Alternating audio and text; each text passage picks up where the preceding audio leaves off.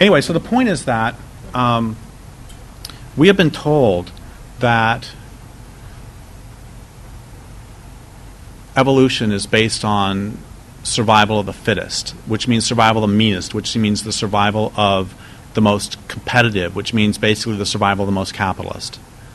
And to show how stupid our discourse is, I can disprove that in one sentence if you give me a couple semicolons, which is, those creatures who have survived in the long run have survived in the long run, semicolon. You don't survive in the long run by hyper-exploiting your surroundings, semicolon.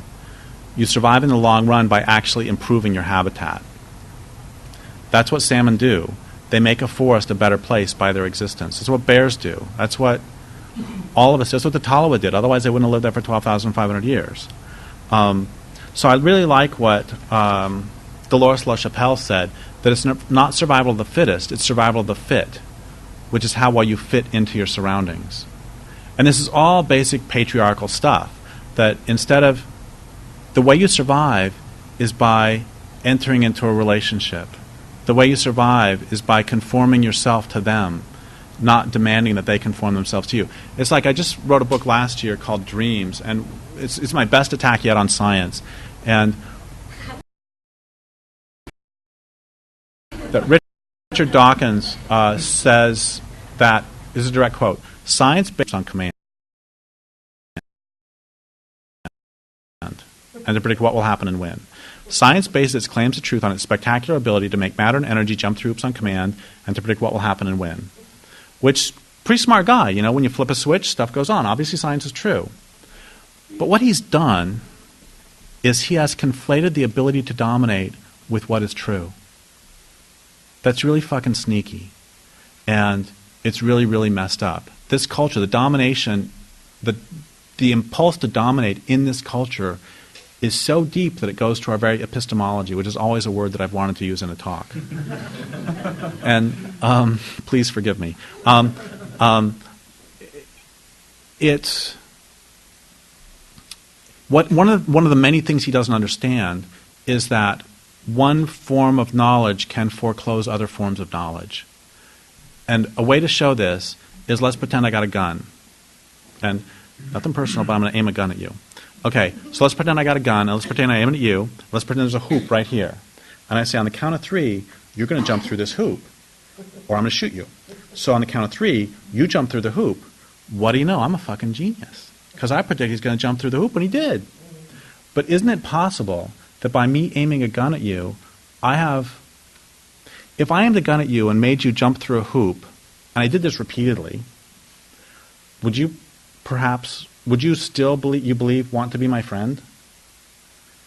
Would it not be possible that by forcing you to do this, that I had foreclosed any possibility of friendship between us?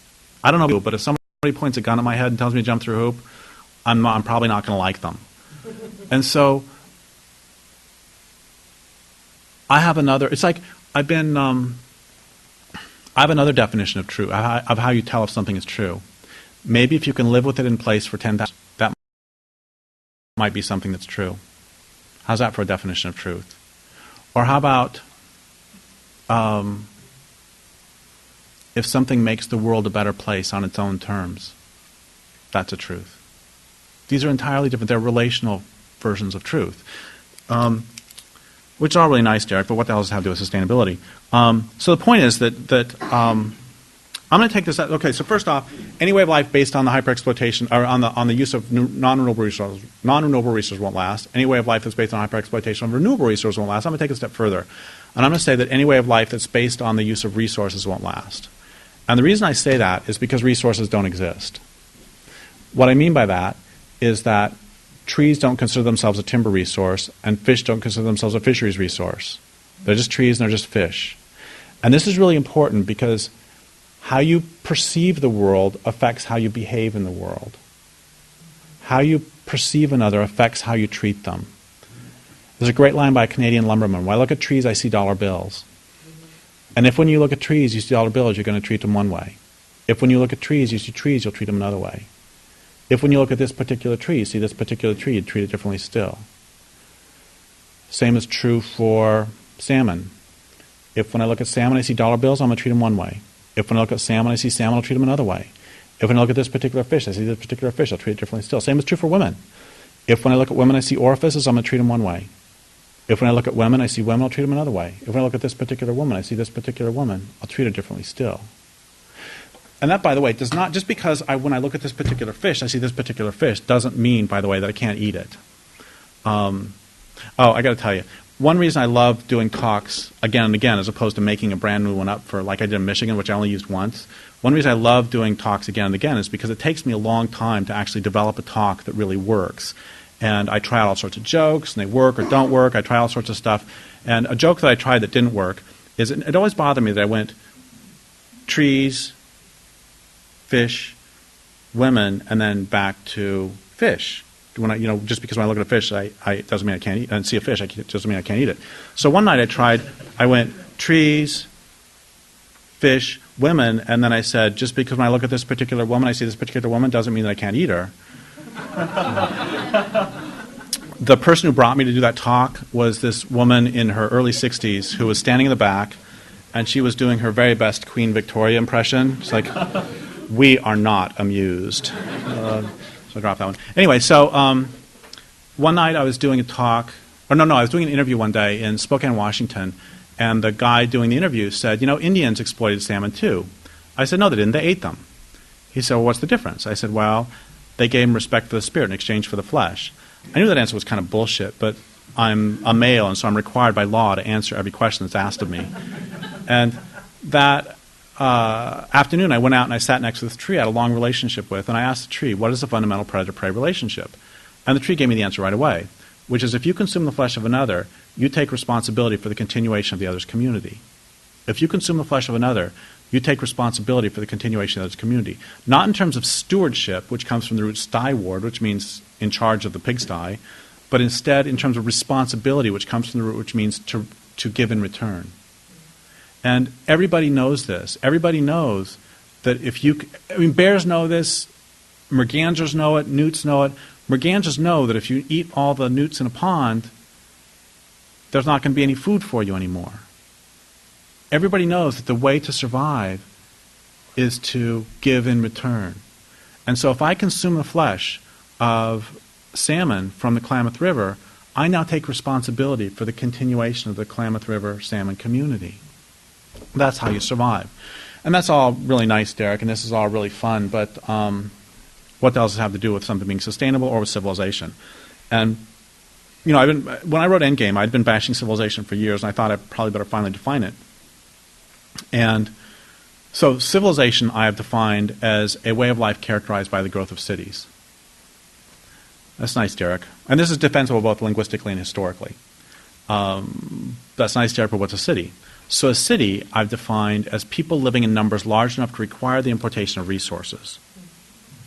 And this means a few things. Well, first off, the Talawa were not civilized. They did not live in cities. They lived in villages, camps. They did not, but what I mean by this is they didn't require the importation of resources. They lived with what the land gave willingly. They would eat salmon, elk, shellfish, marine mammals, smelt, salmon, huckleberries, salmon, and then usually all through the winter they'd eat a lot of salmon. And they did so not taking more than what the land could give. And, it's like Ray Raphael talks about this, that some people say, well, Indians, they affected the land base too, and since they affected the land base, in fact, Charles Mann says this, which is another you can fuck off too. Charles Mann says that because Indians affected their land base, then that means that, quote, anything goes. And no, actually. One of the big differences is that indigenous humans, and I think non-humans too, oftentimes make land use decisions based on the fact that they're planning on living there for the next 500 years. And if you're planning on living in place for the next 500 years, you're going to make different land use decisions than if you're not. You're not going to frack. You're not going to kill the Great Lakes. You're not going to do any of that. So anyway, the point is that two things happen as soon as you require the importation of resources. One of them is that as soon as you require the importation of resources, it means your way of life can never be sustainable. Because if you require the importation of resources, it means that you've denuded the landscape of that particular resource. I know a dirty word, resource, but oh well. Anyway, and as your city grows, you'll denude an ever larger area. Once again, it's embarrassing to have to talk about the fact that a city requires colonies. The other thing it means is that your way of life must be based on violence. And the reason is because if you require the importation of resources, trade will never be sufficiently reliable. Because if you require the importation of resources and the people in the next watershed over will not trade you for this resource, you're going to take it because you require it. I'm not talking about trading shells for buffalo robes because those weren't required. That's optional. But if you need it and they won't trade you, you'll take it, which means we could all become junior bodhisattvas and the U.S. military would still have to be huge. Because how else are they going to get access to the oil they need to run the economy that just happens to be under somebody else's land? And so the point is that we could all have this magical, spiritual, wonderful transformation. It doesn't fucking matter because the problems are institutional, functional, systemic. Okay, so that, by the way, is the first premise right here. So you brought sleeping bags, right? Okay, premise 2.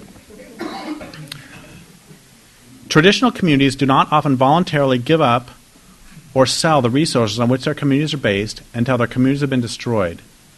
They also do not willingly allow their land bases to be damaged so that other resources, gold, oil, and so on, can be extracted. It follows that those who want the resources will do what they can to destroy traditional communities. That's something we've seen once or twice on this continent. Premise 3. Our way of living, industrial civilization, is based on, requires, and would collapse very quickly without persistent and widespread violence. Our way of living, industrial civilization, is based on, requires, and would collapse very quickly without persistent and widespread violence.